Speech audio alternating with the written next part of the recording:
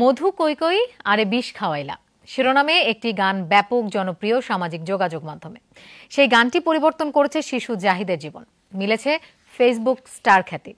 স্থানীয় একটি 5 তারা হোটেলে চাকরির পাশাপাশি শুরু করেছে লেখাপড়াও। এখন সামনে নতুন দিনের স্বপ্ন দেখছে কক্সবাজারের ছোট্ট শিশু জাহিদ।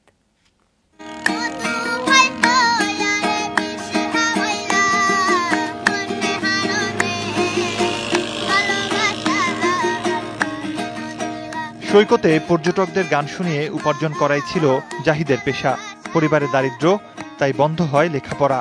সংসারে হাল ধরতে নেমে পড়ে ছোট্ট জাহিদি।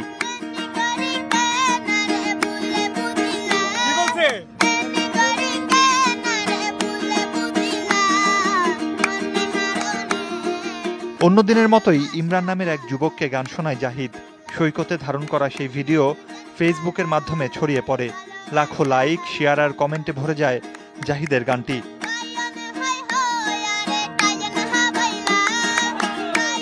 ফেসবুকে ভাইরাল হওয়া ভিডিওটি নজরে আসে স্থানীয় একটি হোটেল কর্তৃপক্ষের। তারা চাকরি দেন জাহিদকে, ভর্তি করান একটি স্কুলেও। শুরু হয় জাহিদের নতুন জীবনের গল্প। পর্যটককে গেস্টকে গান শোনাতাম, আমাকে খুশি হয়ে কিছু বকশিস দিত, আমি সেগুলো নিয়ে গিয়ে আম্মুকে দিতাম। এখন আমি সাইমনে জব করি। আমি একটা স্কুলে পড়ি, স্কুল নাম কলাতলি সৈয়দ প্রাইমারি স্কুল। আমি 4টা রেডি করে আসছি, আমি আবার ঢাকা যাব, আবার রেডি করতে যাব। কদিন আগেও সৈকতে গান শুনিয়ে রোজগার হতো টাকা। মাত্র কদিনের মাথাতেই পাল্টেছে সেই দৃশ্যপট। এতে খুশি জাহিদের বন্ধুরাও। ছেলেটা অনেক ভালো, ওও খুশি থাকে, আমরাও একসাথে প্রত্যেকদিন সার্ফিং এ যাই।